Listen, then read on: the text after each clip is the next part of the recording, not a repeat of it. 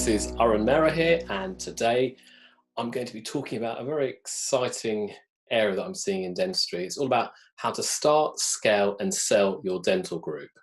Now, this idea has come about after seeing what I've seen that's been going on in the UK dental market and beyond these shores across Europe, across the USA, and across Asia. So this is a phenomenon that's happening across the global scale of starting, scaling, and selling a dental group.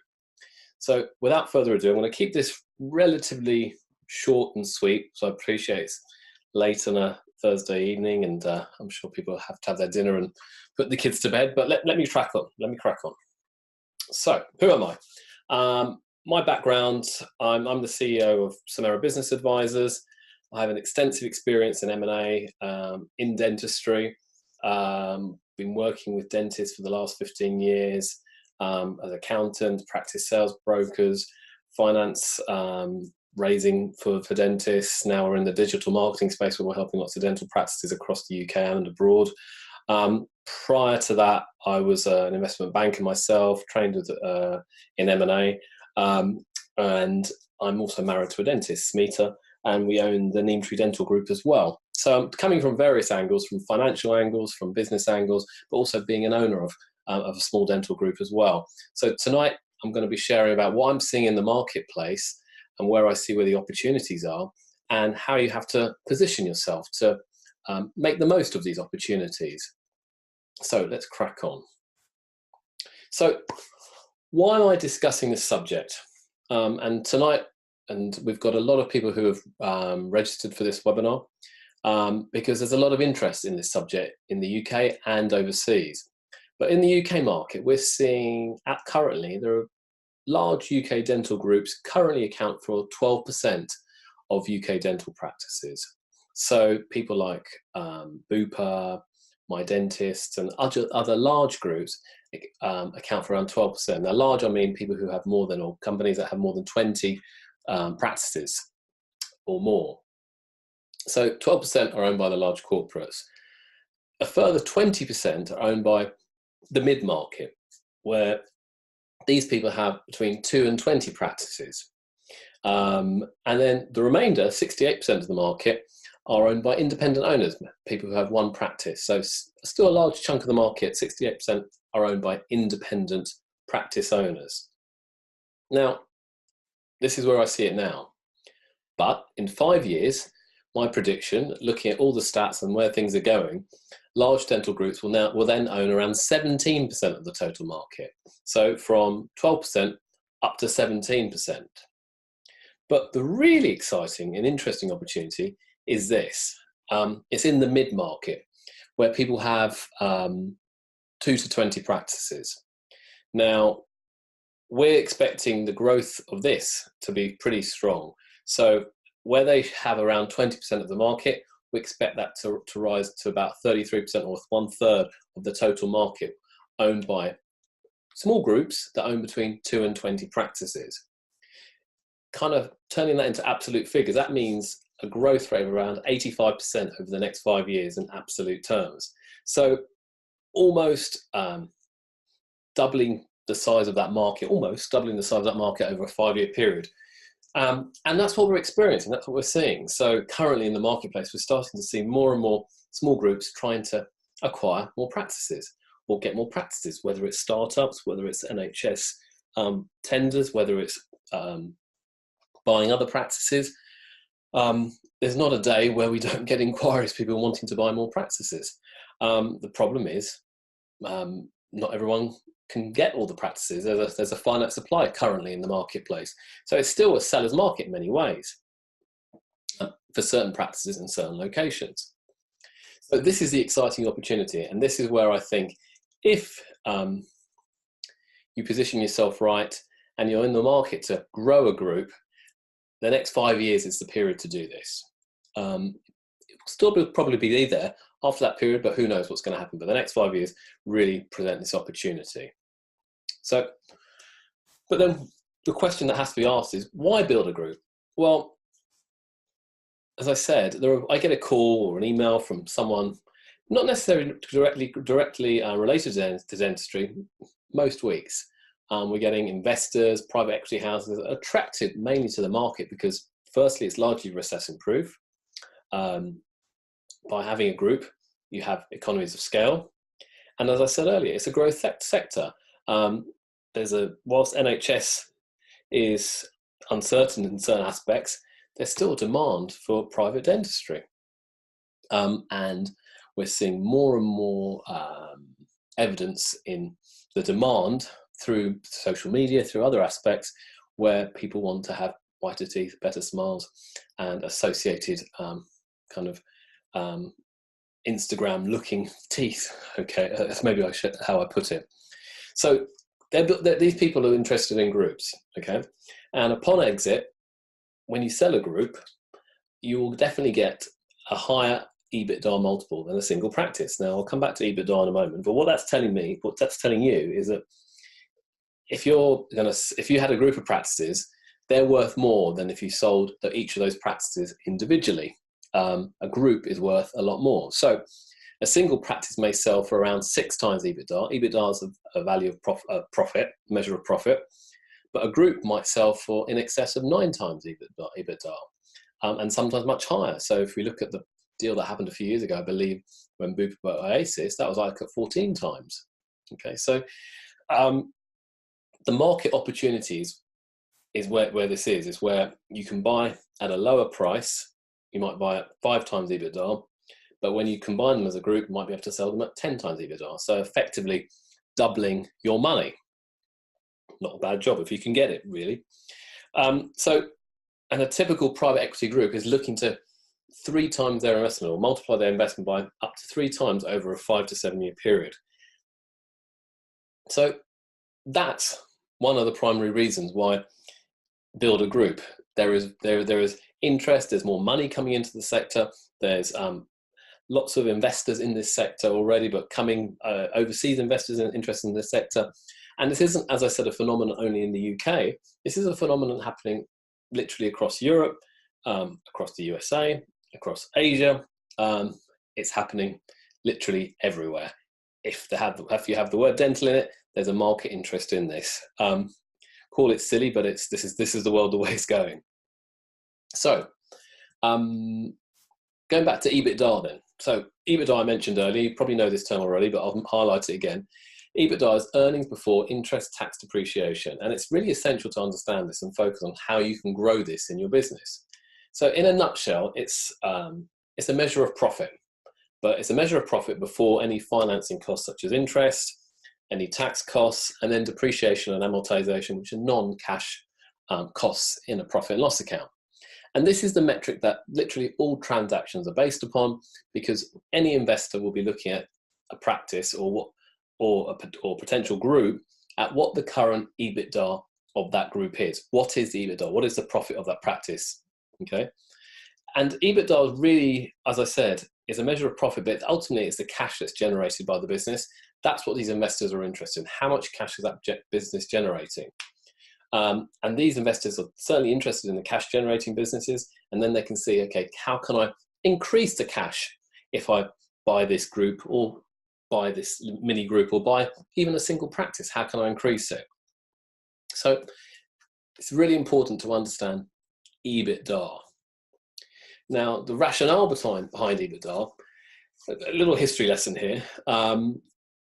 EBITDA first came to prominence in the mid-80s as leveraged buyout investors examined distressed companies that needed financial restructuring. Okay, that sounds a bit of a mouthful, but effectively it was a measure to calculate quickly whether those companies could pay back the interest on those finance deals. So they used EBITDA as a tool to determine whether a company could service its debt, i.e. pay its interest in the near term.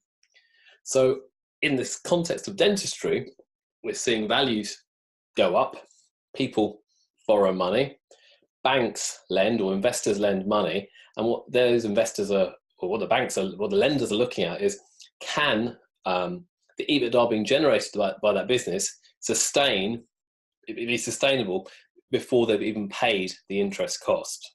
Okay, then obviously if you pay the interest of the finance, what will the profits be afterwards? But EBITDA is a measure to see, is this business actually, is there Is it a rational business? Is it a working business that generates cash? Excuse me, before I even have to pay interest. So that's the rationale behind EBITDA. Now, but then who are these buyers of groups, you may be wondering? Well, I mentioned some of them earlier. There are the existing larger groups out there looking to add to their portfolio already. So they may have 100 practices. They want to add another 5 practices they might find in the West Country, or another 10 practices they might find in Norfolk, or wherever it may be. That's what they're trying to do. But the other interesting phenomenon, as I said earlier, there are new people coming to the marketplace, and they're seeking a platform to create a buy and build strategy. So if you have a group of 10 practices already, and you have a strong management team in place, which is really important for a platform, and you have centralized head office costs already taken into account, these people will pay probably significantly higher than the current multiple for a group in the marketplace. So 2 camps of buyers: the existing large groups and new entrants into the marketplace, well-financed private equity houses who want that platform of 10 practices, so then they can go and buy another small group, or even single-handed practices out there. So this is what we're seeing, and that's where an opportunity is to sell a group to one of these parties. But as I said earlier, every buyer, every large buyer or every small buyer has a different take on it. They have a different strategy, and they're all in competition for the different groups, for the different practices out there, and they have to position themselves carefully and price themselves right to be able to acquire. But I suppose the fundamental question is, why are these people buying this? Why do they want to buy all these groups? Now, well, there's an opportunity. That's what it is, really, I say, for them. They want to buy a group, maybe they might want to add some more practices into a group to say they can increase income, say by 5% through fee rises, new services, more efficiency. Perhaps they want to then cut overheads through better negotiation of supplies, looking at where they can strip costs out. They also want to add a head office function, which can be absorbed by a larger group. So if there's a larger group, that head office function of marketing, HR, finance can be spread across more sites, which ultimately it kind of provides economies of scale. And as they add further groups to that, practices to that group, this is creating value for them across the wider group, hence attracting a higher valuation multiple. Because let's say a platform buyer who comes in, they'll look at the practice or the groups that are in play, look at what they've got in there. They won't need to put any overheads, any head office overheads, because the head office overheads are there already. They'll say, you know what, to buy a group, it might be 8 times, but I'll pay you 12 times because you've got all of these things in place. The hard work has been done. So having that head office function in there is actually very attractive to a potential acquirer, a potential new entrant into the sector who wants to buy that platform.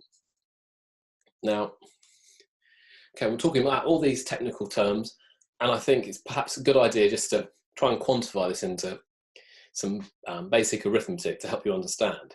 So in this example, a founder or a group owner may buy 5 individual locations over a period of time, and they may spend 7 million.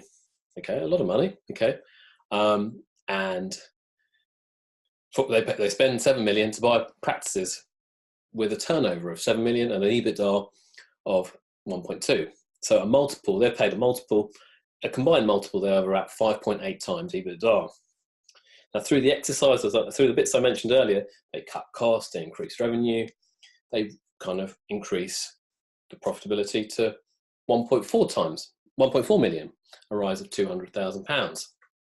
Now, they've bought these individual practices at the beginning at 5.8 times combined, but now if they put this group together, they've put a head office structure in, but they've also grown the EBITDA by 200 grand to 1.4. To a buyer, a group buyer, they're thinking, right, I'll pay 9 times EBITDA for that, which equates to about £12.5 million. Assuming they borrowed 7 million at the outset and they were just paying the interest, the net resultant profit is around 5.6 million for the group owner once he sells. Sounds easy on paper. The reality is actually very different. Okay. However, it's an excellent return for a few years. It's the opportunity to arbitrage. That's what they're doing. They're buying individual practices cheap, and by combining them into a group, they will then be able to sell that group at a higher multiple of EBITDA and hence make their profit. Nice work if you can get it. Hope that makes sense. So I suppose that's now helps you understand why lots of people are interested in dentistry, okay? And perhaps this is why I'm running this webinar, because I think now, this next 4, 5, 6 years is where this opportunity currently is, and this is the time to actually seize that opportunity and acquire, if you have that desire to build a group and to do and leverage the opportunity that's out there. So from that, what are the 3 essential learning points from all of this? If you're an existing practice owner or a small group, if I had to say one thing, know what your EBITDA is, okay? And set up measures to focus on each month. Set up management accounts so you know what your EBITDA is. If you're not sure how to work it out, get in touch with me. We can help you get the systems right, get the accounts right. Number 2, then get someone to, or like ourselves, but from our valuation department, is to do a value of your group if you sold it today. So we know EBITDA, and then we can provide a valuation of what we think the practice or group will sell for. But then the third point of this whole exercise, and this is the critical point, and this is where I see too many people get it completely wrong. You need to commit to buying further practices on a lower multiple than to what you're currently trade at. And that's really important. What I'm seeing sometimes is people buying practices, and they're buying more practices, yet they're paying more and more. They're paying higher and higher than their combined EBITDA multiple that they've got so far, which kind of goes against the grain of what you're trying to do. Because if you're paying more for these practices, the profit you'll get at the end of the day will be less, and the risk to you is a lot greater. So you have to commit to buying further practices on a lower EBITDA multiple than to what you currently trade at. That's the real nugget. A lot of buyers, a lot of small groups aren't actually doing that, and they're getting that wrong. That's what you need to do, though. So that's the market. That's what's going on. That's where the opportunity is. Now, at the beginning of this presentation, and the purpose of this whole talk was all about how. Well, the how, there's a realm of areas to talk about, and I'm just going to really scratch the surface with how. But then, in essence, there are 4 main areas in order to build this group. How are you going to build this group to ensure that you still grow your EBITDA, whilst combining future practices to your group, or adding future practices to your group? What do you need to do? Well, number 1, you need to build a team. Number 2, you need to have strong financing strategies to be able to raise the finance at the pre-required rates that are available and repay the finance at the same time. You need to be able to brand and market, build that brand for scale. And obviously, number 4, you need to deliver clinically and increasingly use digital technologies to help you. So I'll touch on each of these sections briefly now. So if you're going to build a team for scale, to me, this is probably the most important aspect. You've got to find the right team. That means the right, obviously, clinician, the right specialists who are going to work with you.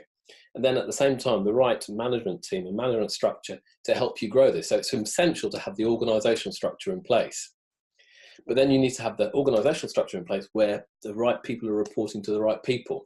And it's really essential to be able to retain key members. So you might think, okay, I need to retain that dentist, or I need to retain that orthodontist, or I need to retain that management team. How am I going to do that? What incentives am I going to put in there? Is it some type of share ownership structure that they're going to benefit from, or is it increased pay? Whatever it may be, you need to think about, how am I going to retain those people in order for you to keep that business going for a period of 5 to 7 years, or however long you want it for. So those incentives are really important. And then really, for a really important aspect, and this is something that people always forget, is document it all. put these into standardized procedures for the team and make sure all the team are trained, constantly trained with all the latest procedures that you have in practice. Because sometimes team members will leave, but if you have it documented, it will help. So first point, build a team for scale. Number 2, financing for scale. Now, there are plenty of lenders out there in the marketplace, but every lender has a different lending criteria. Every lender will offer finance on their terms, not on your terms. So it's really important to find a supportive lender. And the lender that will help you grow, to give you perhaps a slush fund to acquire further practices. If you're delivering, they should be able to say, okay, I've got enough money, we see it, like what you're doing, we're going to lend you some more to be able to grow further. But at the same time, it's also important to be thinking, how can I seek opportunity to refinance what I've got already? Sometimes you might have, when you started out, you might have borrowed at higher rates, but then you might think 3-4 years down the line, let me refinance what I've got again with an alternative lender to get a better deal, help my cash flow, help my monthly repayments. That's important as well. So getting someone to help you support and do that is really important. Again, our team can help you with all of that. And then really ensure you have the right accounting and management reporting structures in place, so you know what EBITDA is monthly, you know which clinic is producing a positive EBITDA, which clinic is producing a negative EBITDA. You might even identify, you know what, I need to sell a clinic because it's really dragging down the whole portfolio. Let me get rid of that clinic. How am I going to do that? Okay, so it's important to think of all of those things and understand that you have the financial structures in place to help you. Number 3 is branding and marketing. Now, excuse me, this is fundamental, okay? Building a brand will always be the best bet, but it can be very costly to do. But if what I personally believe is building a brand will ultimately last you the longest for you, and help you build a very successful business over the long term. And it's not enough time here to talk about what I can know about digital marketing, but you'll need to invest digitally in your website, in your pay-per-click, in your SEO, local SEO domination. So many things you'll have to do really to build your brand out there and be at the cutting edge of all the marketing stuff that's out there in the UK dental market. So local market, and then ultimately local market domination, so you're the choice of dentists in the local area that you're covered.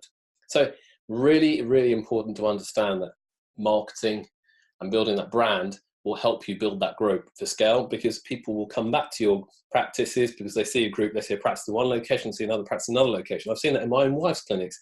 We have one in Surrey, one in London currently now.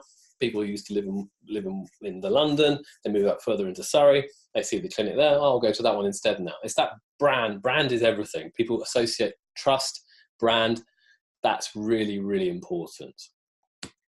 And then this is the current buzzword, I guess, you see on LinkedIn and Facebook, everyone talk about digital dentistry and scanners and intraoral scanners and how it's changing the world, and I'm sure it is, okay? And I see in my clients' clinics, my wife's clinics, that where you embrace it and invest in the right technology, and that means the right technology, not the wrong technology, that will enable you to scale whilst keeping your costs tight and under control. Because it's very easy to get carried away and buy the latest kit, and then it's not right, or you don't use it enough, your team don't use it, and hence it's been a bit of a waste of money and it sits there as a white elephant in your practice. But whilst getting the right equipment, you need to make sure your clinicians are able to and clinically skilled enough to be able to use this type of equipment, and then to be able to deliver this wonderful digital dentistry that we're seeing out there in the marketplace. So it's exciting times. So as I mentioned earlier, building a team, financing for scale, branding, marketing, and digital dentistry. That's how you're going to do it. What will the end result be? If you invest your time, money, and effort into these areas, whilst acquiring other practices, that's when the opportunity is to grow your EBITDA, to build a group, have the right management structure in place, and then ultimately be able to have a group which is worth more than the individual sum of the parts. So, and that then means you then scale for an exit on your terms, because once you've got a group which has all of those aspects covered, you'll get a knock on the door from other groups or that platform buyer who wants to buy your practice.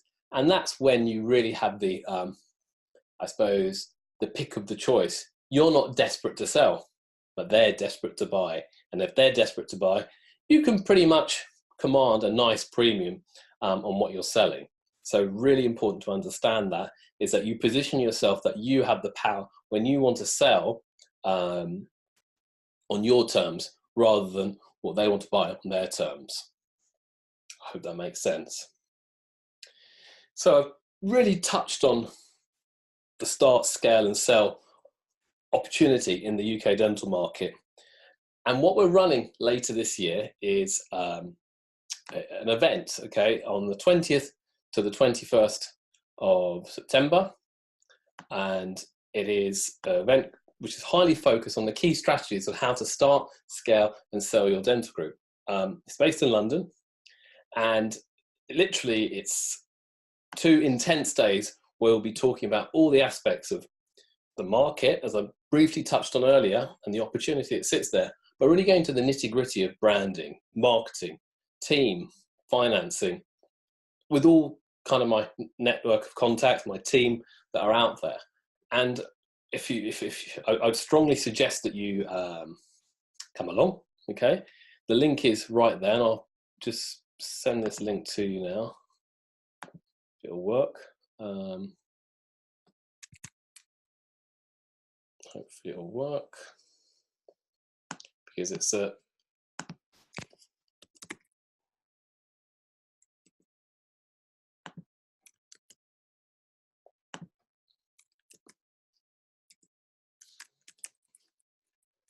an opportunity for you to really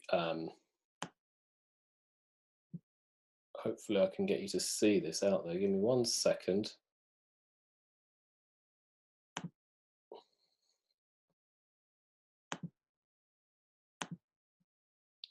Hopefully you can see this. It's an event based in London, and all the information's on here, but ultimately myself, Smita, Nigel, Farisa and others will be discussing how to actually do it. And we've got plenty of grey hairs between us on the experience of how to do this.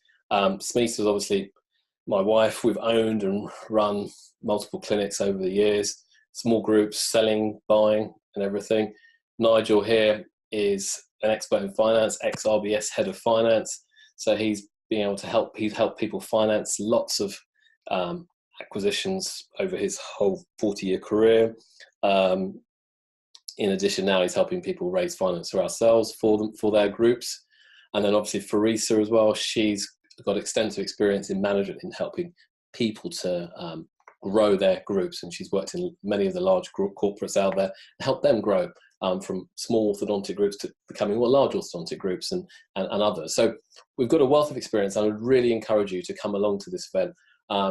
We have limited spaces. We've already got bookings. And if you book by the 31st of March, we have a discount if you use the code SAVE150 when you log on to do that. Okay, so let me go back to that.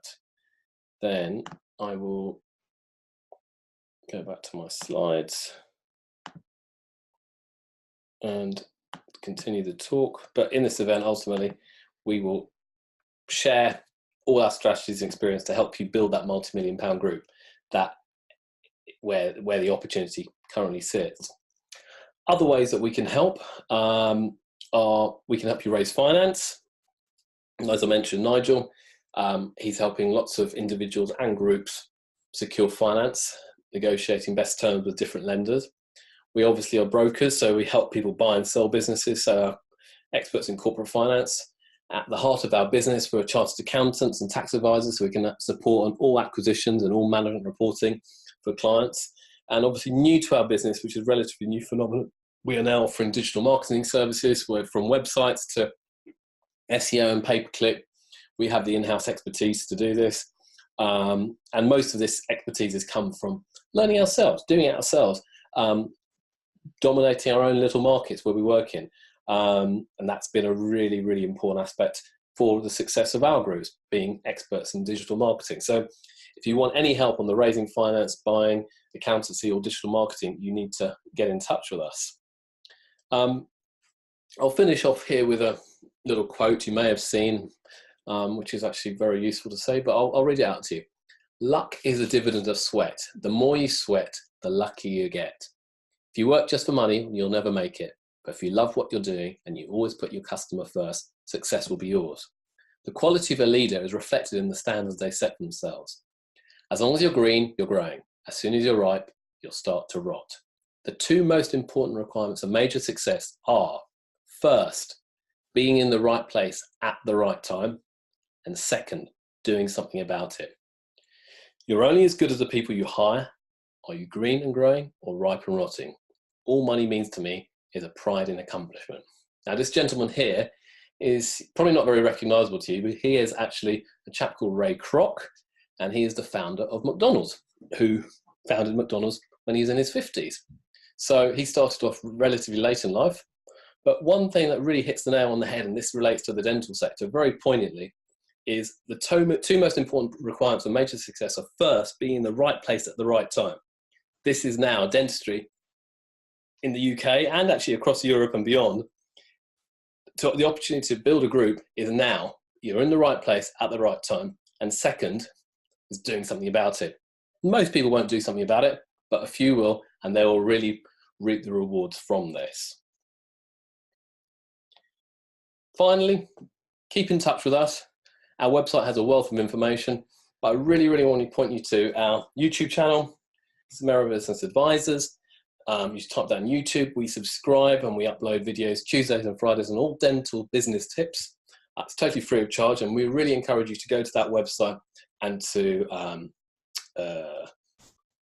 join it. Okay, join it, subscribe to our channel. So I will share with you our YouTube channel. Hopefully it's here. Yeah, and I'll share this again. Bear with me a second.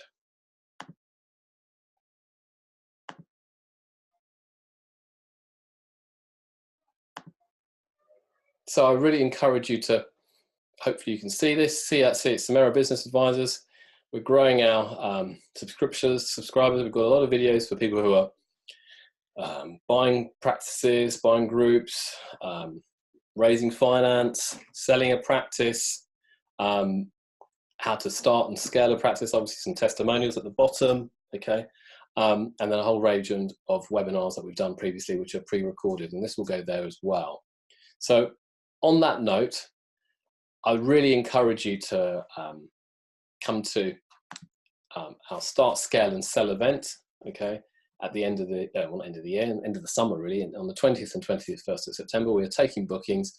If you use the code that I sent you in the notes on the slide, on the chat, if you save 150, SAVE 150, you can book today before the 31st of March, and you'll save £150 when you're booking.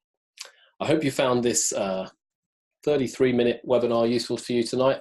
And if you've got any questions about the event or anything else, don't hesitate to get in touch. Thank you. Or anyone, let's just check if I've got any questions. Anyone got any questions, actually? Let's have a look. Will I share slides? Absolutely, I will share some slides. Okay, I can do that now. I'll do that now, I'll send them afterwards. Any further questions tonight? Try to keep it as brief and as prompt as possible. Okay, well, thank you very much, everybody. Have a lovely evening. Enjoy your dinner, and hope to see you soon. Thank you. Bye-bye.